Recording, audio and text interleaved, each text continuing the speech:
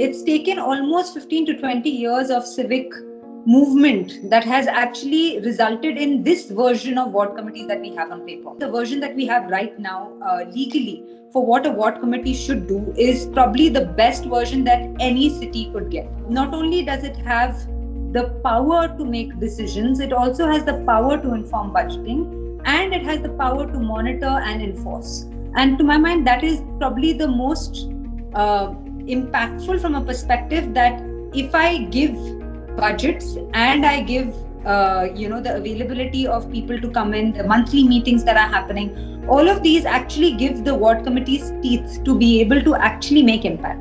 Else the other versions, and you'll see that in other cities as well, they may have they'll have a budget of 5 lakhs, and 5 lakhs is nothing. Whereas here you actually have the potential to pitch for higher budgets. 3 to 5 crores is what every ward gets on a yearly basis.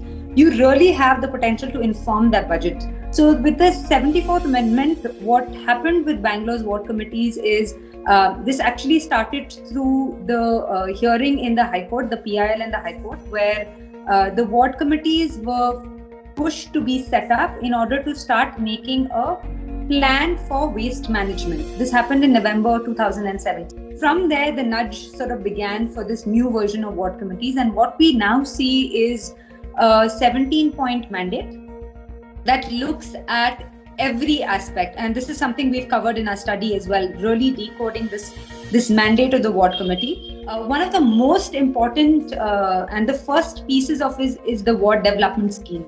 That means that you have to develop a local plan for your ward to be able to gain and access budgets, very contextual to your ward. There's things related to monitoring of roadworks, solid waste management activities, informing public space development like parks.